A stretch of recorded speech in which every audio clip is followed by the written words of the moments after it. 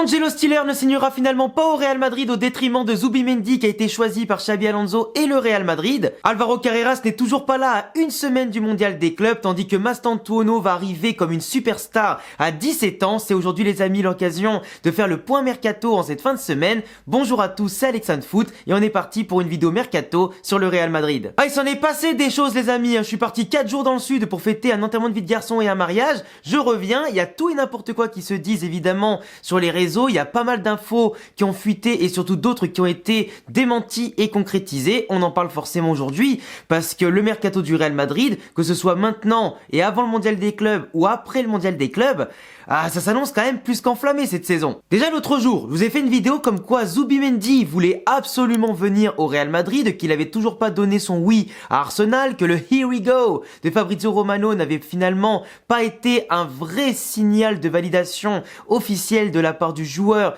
d'Arsenal et de la Sociedad. Et je vous avais notamment dit que si Zubimendi voulait vraiment venir au Real Madrid, le Real, tout comme Alonso, qui notamment lui l'a eu quand il était plus jeune à la Sociedad B, le prendront en priorité plutôt que Angelo Stiller. On sait que par analyse footballistique, que par analyse de statistiques, et ce que je vous ai présenté dans la même vidéo la semaine dernière, que moi-même, j'aurais pris Angelo Stiller. Il est moins cher, il est un peu plus jeune, il est recommandé par Kroos, et en plus au niveau des stats, c'est quelqu'un qui se rapproche beaucoup plus d'un véritable Toni Kroos qu'un Zubimendi. Les deux sont très bons. Techniquement, les deux sont très bons pour réguler le jeu, sauf que Angelo Stiller joue un peu plus haut que Zubimendi qui lui a un profil en plus de ça un peu plus défensif. Angelo Stiller peut plus se projeter, peut plus apporter ce qu'on appelle la dernière passe, tu vois, par rapport à un Zubimendi qui lui va gérer le tempo et le côté défensif, en étant limite un premier relanceur, tu vois. Donc c'est un Toni Kroos un peu plus bas, tandis qu'Angelo Stiller c'est un Toni Kroos plus offensif. Donc je vais pas vous répéter tout ce qu'on a déjà dit dans toutes les analyses, mais globalement aujourd'hui le Real, dans cette volonté quand même d'hispaniser, d'hispagnoliser, je sais pas comment on dit, l'effectif, veut simplement récupérer un Zubimendi en qui Xabi Alonso croit énormément, avec qui il a un lien de confiance depuis longtemps, envers qui il est extrêmement fan, tout comme le joueur est extrêmement fan de Xabi Alonso qui en a fait quand même son idole footballistique. Donc forcément, quand tu cherches aujourd'hui à arriver dans un nouveau club, un nouveau collectif et d'avoir des hommes de confiance, déjà que Modric n'est pas là en tout cas par rapport à ce que demandait Alonso, il y a que Carvajal qu'il avait connu en tant que joueur et en tant que coéquipier à l'époque. Donc aujourd'hui, avoir des hommes de confiance sur le terrain, c'est forcément quelque chose d'important pour avoir des piliers dans le jeu que tu veux développer, dans le jeu que t'aimerais en tout cas que l'équipe adopte, avec des principes qui seront en tout cas adoptés par des leaders sur chaque ligne du terrain. Et aujourd'hui, je peux comprendre pourquoi le Real veut Zubimendi par rapport à son rôle en sélection espagnole. Aujourd'hui, il est titulaire en l'absence de Rodri. Le fait que c'est quelqu'un qui connaît déjà la Liga, les repères du foot espagnol, qui a déjà des liens avec pas mal de joueurs du Real Madrid, de manière plus ou moins indirecte, et forcément, ça facilite toujours une intégration. Quand tu as un bon lien avec des joueurs, la sélection espagnole, que tu es dans le bon championnat, le bon pays, que tu maîtrises déjà la langue, etc.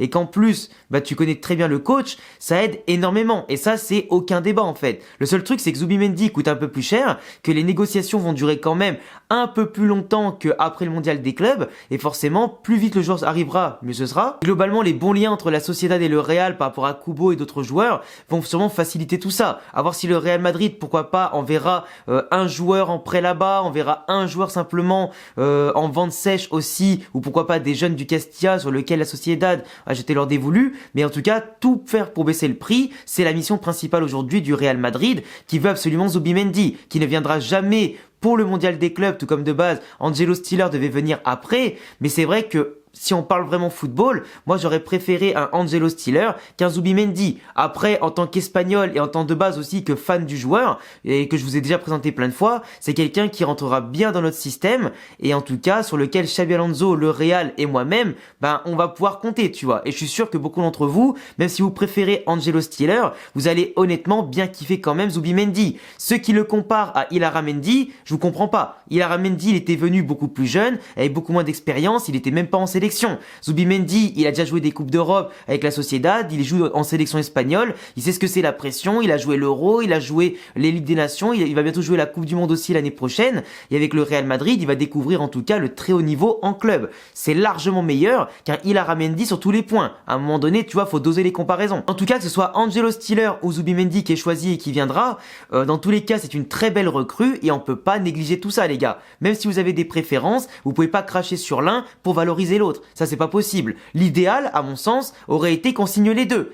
Et après, qu'il y aurait peut-être un sacrifié ou deux au milieu de terrain entre Ceballos, Camavinga et n'importe qui. Mais en tout cas, Stiller, Zubimendi, les deux étaient parfaits pour le rôle qu'Alonso prévoit pour eux. Pour parler du dossier Alvaro Carreras, qui normalement aurait dû être concrétisé depuis la fin de semaine et en tout cas arriver bien avant le mondial des clubs qui va quand même commencer la semaine prochaine, enfin d'ici 10 jours, vous avez compris, puisque là, alors je vous parle, on est le 7 juin, donc il va commencer le 18 juin, mais il faut quand même que les joueurs arrivent avant, s'intègrent parfaitement, fassent tout ce qui est visite médicale, présentation, etc. et que le Real aussi se déplace sur le lieu du mondial des clubs. Donc il y a beaucoup de choses à prendre en compte, le fait que Xabi Alonso aura très peu de temps pour inculquer pas mal de jeux sur sa formation, la tactique qu'il veut mettre en place, etc. Donc forcément, il faut que les recrues soient là le plus tôt possible. T'as déjà Alexander-Arnold, t'as déjà Hutchinson, mais il manque plus qu'aujourd'hui que Carreras pour compléter les recrues potentielles avant le mondial des clubs. On parlera de Mastantuono juste après, parce qu'il peut vraiment arriver lui aussi pour le mondial des clubs, on en parlera juste après. Mais Carreras, aujourd'hui, on avait annoncé que le Real était prêt à monter à 2 versements pour 52 millions d'euros, donc ce qui est donc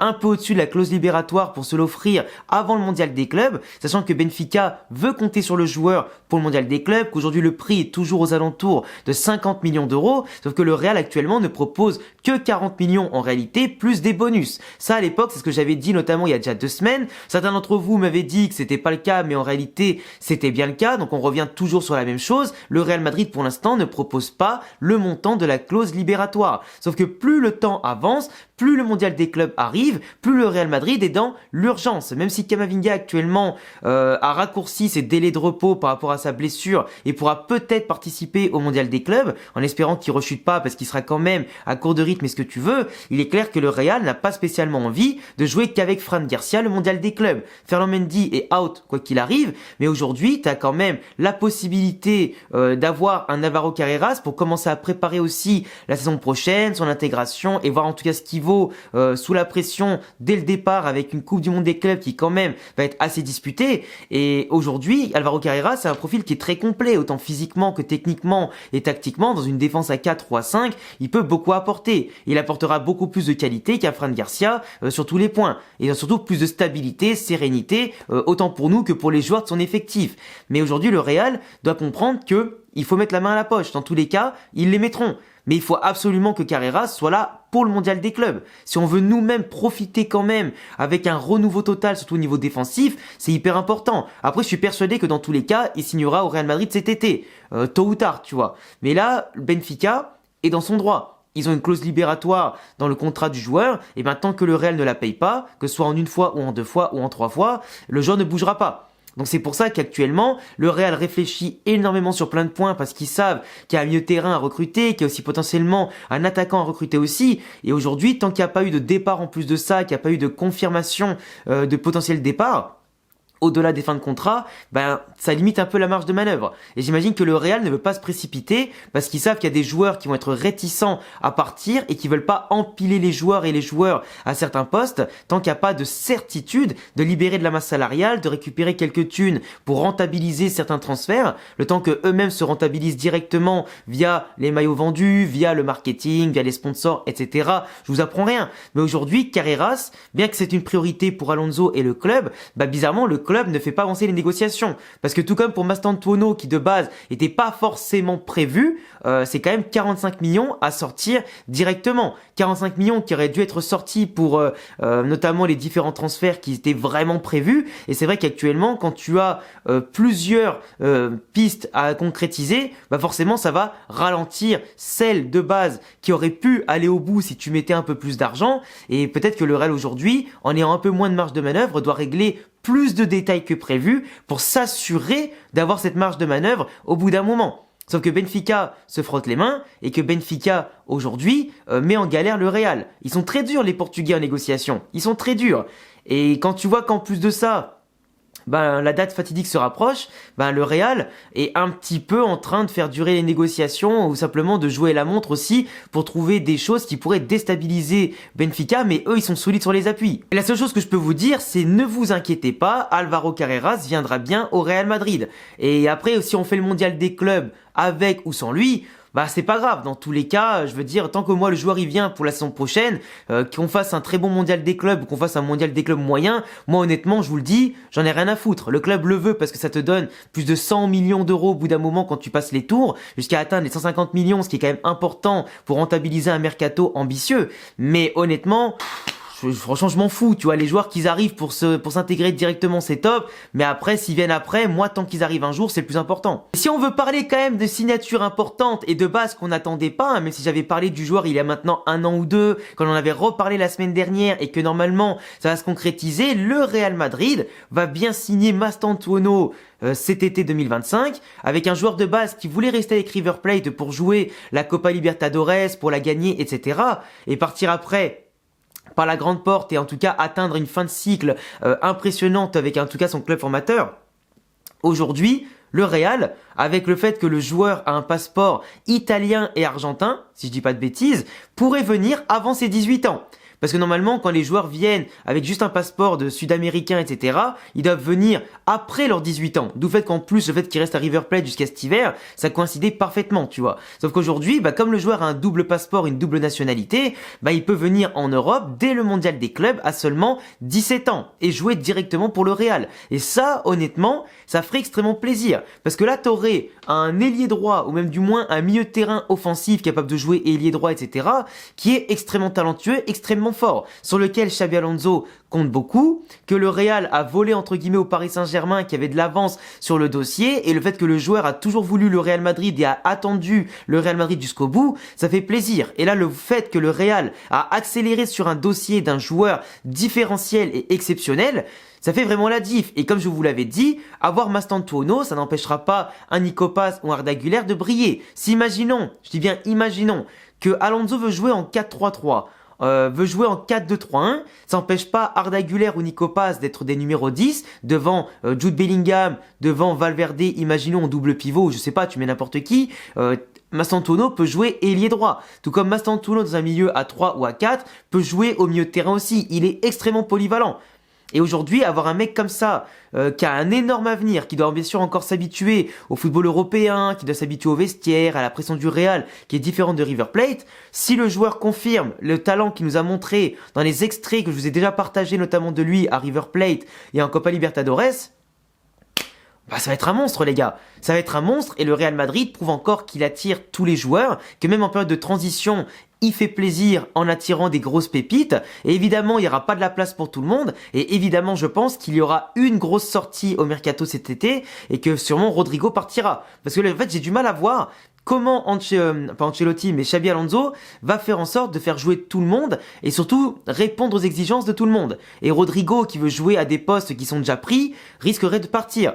Mais après, vendre Rodrigo, qui ne veut pas jouer à droite, pour récupérer un mec qui peut bien jouer à droite, au bout d'un moment, si le joueur comme Rodrigo veut partir et qu'on peut pas lui donner ce qu'il veut, autant qu'il aille exploser dans un club qui lui offre vraiment ce qu'il veut. C'est pas être ingrat, mais si le club ne peut pas offrir au joueur ce qu'il veut et que le joueur n'offre pas au club ce qu'il veut, les deux parties doivent se séparer. Et s'il faut le remplacer par des jeunes talentueux, aussi talentueux que lui, voire peut-être plus, et qui en plus joue au bon poste que nous on a besoin, c'est parfait. L'un dans l'autre, tu t'y retrouves, tu vois. Le joueur et le club. Et après, tu récupères de l'argent, tu réinvestis, et c'est ce qu'il faut dans tous les cas. Faut assurer un équilibre.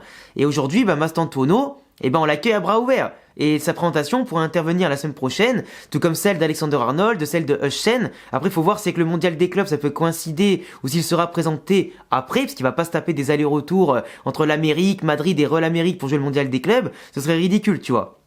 Mais en tout cas, aujourd'hui, le Real avance bien. Pour Stiller ou Zubimendi, ça va se décanter dans les prochains jours, prochaines semaines. Carreras, c'est pareil, ça va arriver sûrement avant le mondial des clubs. J'ai confiance au Real Madrid pour faire le bon choix, pour ne pas qu'on soit privé quand même d'un bon arrière gauche. Et après derrière, pour ce qui va être Mastantuono, on n'attend plus qu'une seule chose, c'est le here we go, et en même temps qu'il arrive très vite pour qu'on puisse profiter de son talent. Enfin bref, n'hésitez pas les amis à vous abonner, cocher la cloche, mettre le petit pouce bleu, à me dire en commentaire tout ce que vous pensez de ce point mercato, en tout cas et des différents joueurs qui vont venir, qui vont pas venir, qui pourraient quitter le club, etc. N'hésitez pas à tout partager en commentaire, et puis en tout cas je vous attends très vite la semaine prochaine pour de prochaines vidéos sur le Real Madrid. Prenez soin de vous, passez un bon dimanche et à bientôt. Ciao les gars.